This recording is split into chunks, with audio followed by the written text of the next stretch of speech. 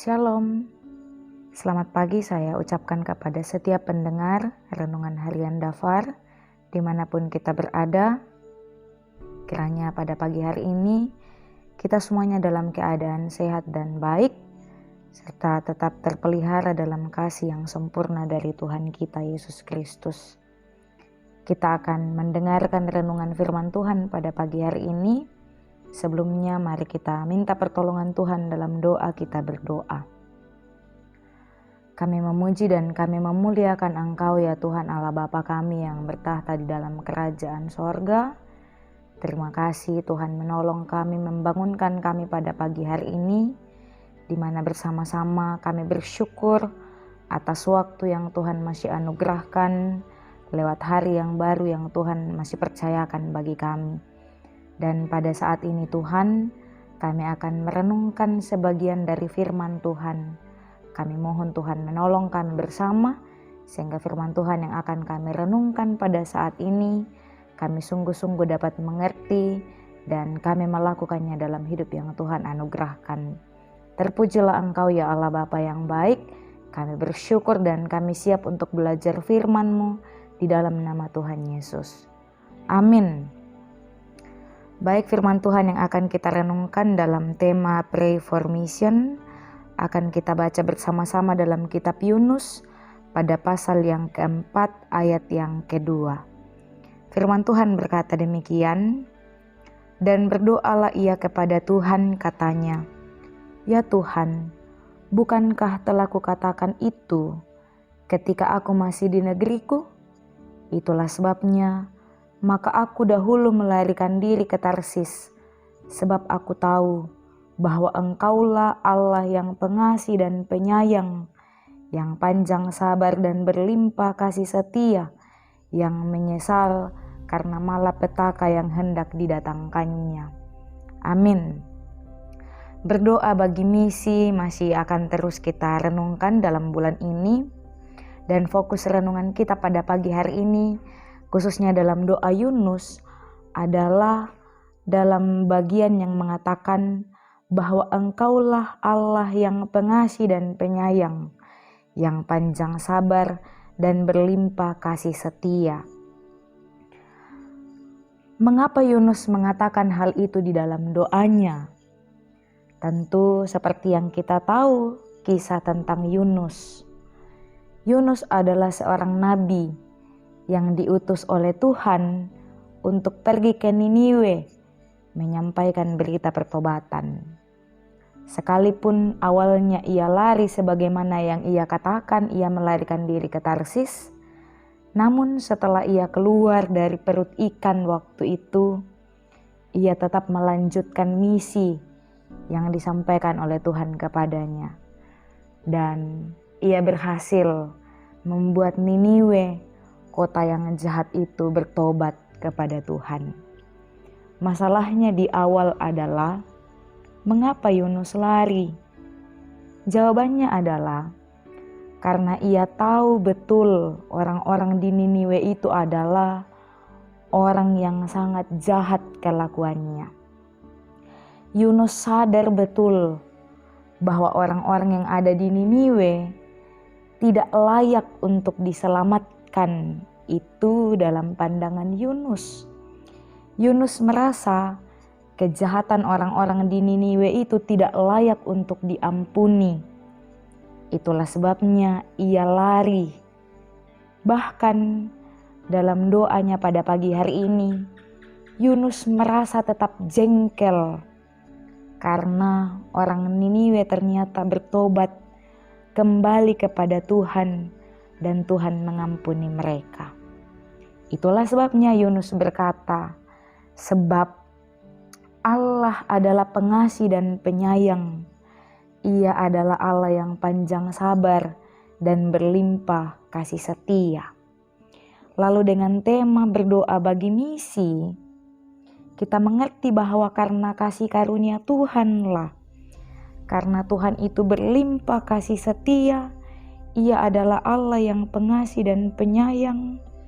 Ia adalah Allah yang panjang sabar. Makanya Ia tetap menyatakan hal itu kepada orang-orang yang ada di Niniwe, sekalipun kelakuan orang-orang yang ada di sana sudah sangat buruk. Ia hendak menyatakan keselamatan kepada orang-orang yang ada di Niniwe. Ia menyatakan keselamatan yang tidak terbatas hanya pada orang Israel saja, namun kepada semua orang, kepada semua bangsa, kepada setiap pribadi yang siap untuk menerimanya. Jadi, mengapa kita perlu berdoa untuk misi? Karena dengan kita mendoakan misi, berarti kita mendukung dan kita menyatakan, bahkan membagikan tentang Allah yang panjang sabar, yang pengasih dan penyayang, yang berlimpah kasih setianya. Kita mendoakan misi atau tekun mendoakan misi, berarti kita menyatakan kasih Tuhan. Kita menyatakan kasih kita kepada Tuhan dan sesama, sebab Ia adalah Allah yang mengasihi orang berdosa.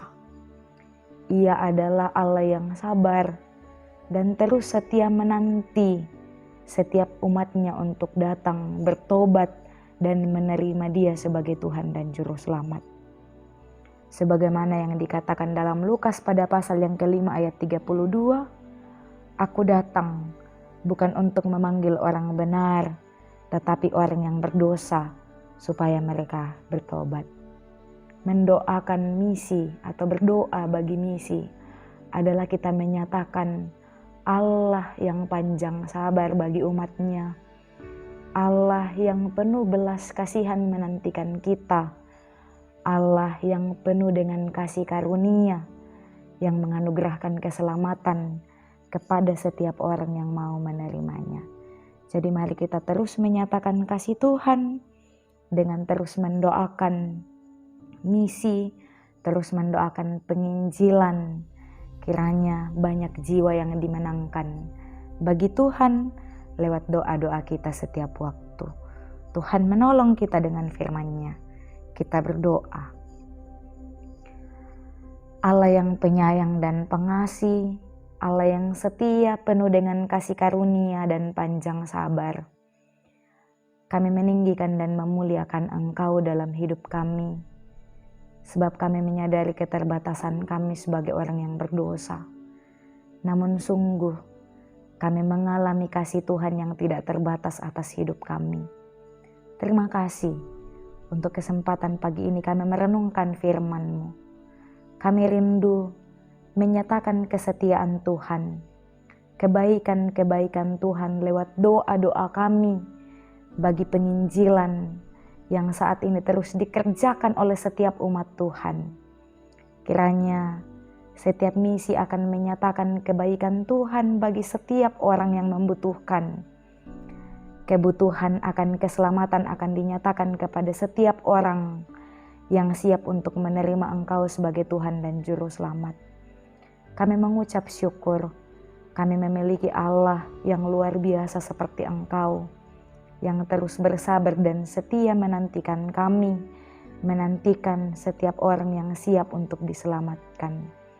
Terima kasih untuk firman-Mu pada pagi hari ini. Mampukan kami Tuhan untuk tetap setia berdoa bagi misi Allah di tengah-tengah dunia ini, untuk setiap bangsa, setiap orang yang membutuhkan Engkau.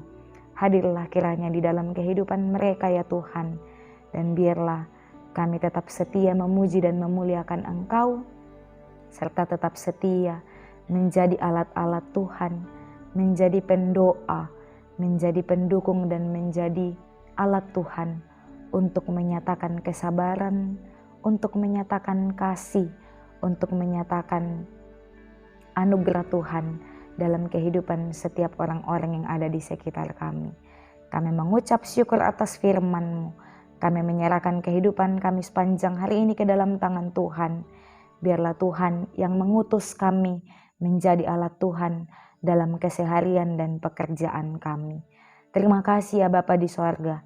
Ini doa dan pengucapan syukur serta penyerahan hidup kami. Di dalam nama Kristus Yesus kami berdoa. Amin. Baik, selamat beraktivitas kepada kita sekalian. Tuhan menolong kita bersama. Shalom.